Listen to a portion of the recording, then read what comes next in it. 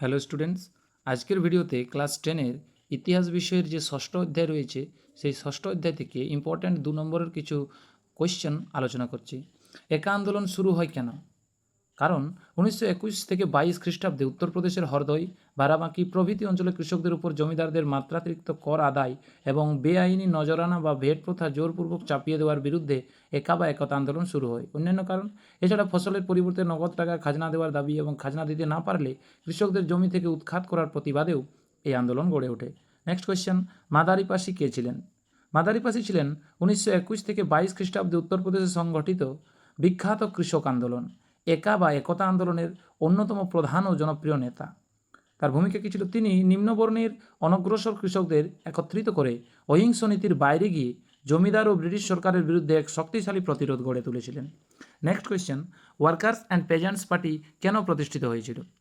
দেখো, 1928 খ্রিস্টাব্দের সর্বভারতীয় স্তরে ওয়ার্কার্স অ্যান্ড পেজেন্টস পার্টি প্রতিষ্ঠার মূল উদ্দেশ্য ছিল ভারতের জাতীয় কংগ্রেসের মধ্যে বামপন্থী ভাবধারার প্রসার ঘটানো। এর লক্ষ্য কী ছিল? এছাড়া কৃষক ও শ্রমিকদের স্বার্থ রক্ষা করা, তাদের অধিকারের দাবিতে সংগঠিত করা এবং পূর্ণ স্বরাজ অর্জনের লক্ষ্যে গণ আন্দোলন গড়ে তোলাই ছিল এই দলের প্রধান লক্ষ্য। পরবর্তী কোয়েশ্চেন, বারদৌলি সত্যাগ্রহ আন্দোলন শুরু হয় কেন? এর মূল কারণ 1928 খ্রিস্টাব্দে গুজরাটের বারদৌলি তালুকে বোম্বাই সরকার হঠাৎ করে কৃষকদের উপর ভূমি রাজস্বের পরিমাণ 30% বৃদ্ধি করে। এর প্রতিবাদে, এই অন্যায় ও মাত্রাতিরিক্ত রাজস্ব বৃদ্ধির প্রতিবাদে এবং খাজনা বন্ধের দাবিতে সর্দার বল্লভভাই প্যাটেলের নেতৃত্বে কৃষকরা বারদৌলি সত্যাগ্রহ আন্দোলন শুরু করেন। নেক্সট কোয়েশ্চেন, কৃষক আন্দোলনে বাবা রামচন্দ্রের কীরূপ ভূমিকা ছিল? বাবা রামচন্দ্র ছিলেন উত্তরপ্রদেশের অবধ তথা অযোধ্যা অঞ্চলের এক প্রখ্যাত কৃষক নেতা।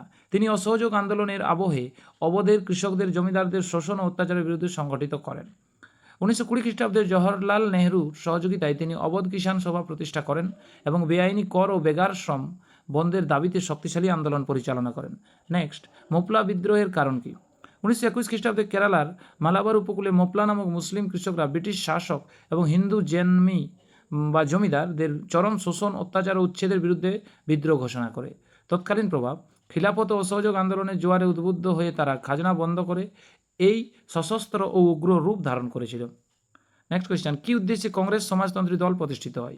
1934 খ্রিস্টাব্দে জয়প্রকাশ নারায়ণ, আচার্য নরেন্দ্রদেব প্রমুখের উদ্যোগে কংগ্রেসের অভ্যন্তরে সমাজতান্ত্রিক আদর্শের প্রচার এবং জাতীয় আন্দোলনকে আরও বামপন্থী ও গণমুখী করার উদ্দেশ্যে কংগ্রেস সমাজতন্ত্রী দল প্রতিষ্ঠিত হয়। অন্যান্য লক্ষ্য, কংগ্রেসের নরমপন্থী নীতির বিরোধিতা করে কৃষক ও শ্রমিকদের অধিকার রক্ষা করাই ছিল এর অন্যতম প্রধান উদ্দেশ্য। নেক্সট, আল্লুরি সীতারাম রাজু কে ছিলেন? আল্লুরি সীতারাম রাজু ছিলেন অন্ধ্রপ্রদেশের রাম্পা অঞ্চলের আদিবাসী কোল উপজাতির এক বিখ্যাত বিপ্লবী ও গেরিলা যোদ্ধা। এর ভূমিকা 1922 থেকে 24 খ্রিস্টাব্দে ব্রিটিশদের অরণ্য আইনের বিরুদ্ধে এবং আদিবাসীদের অধিকার রক্ষার দাবিতে তিনি বিখ্যাত রাম্পা বিদ্রোহে নেতৃত্ব দেন। পরবর্তীকালে ব্রিটিশ সরকার তাকে গ্রেপ্তার করে মৃত্যুদণ্ড দেয়। নেক্সট, মিরাট ষড়যন্ত্র মামলা কী? ভারতের সাম্যবাদী বা কমিউনিস্ট আন্দোলনের প্রসার রুখতে ব্রিটিশ সরকার 1929 খ্রিস্টাব্দে মুজফ্ফর আহমেদ, এসে ডাঙ্গে, ফিলিপ স্প্রাট সহ 33 জন শীর্ষস্থানীয় বামপন্থী নেতাকে গ্রেপ্তার করে। এর ফলে তাদের বিরুদ্ধে ভারতে ব্রিটিশ রাজশক্তিকে উৎখাত করার ষড়যন্ত্রের অভিযোগ এনে 4.5 বছর ধরে যে দীর্ঘ মামলা চালানো হয় তা ইতিহাসে মিরাট ষড়যন্ত্র মামলা নামে পরিচিত। আজকের আলোচনায় এই কোশ্চেনগুলিই ছিল। যদি তোমাদের গুরুত্বপূর্ণ বলে মনে হয় তাহলে অবশ্যই করে রাখতে পারো। থ্যাংক ইউ, ধন্যবাদ।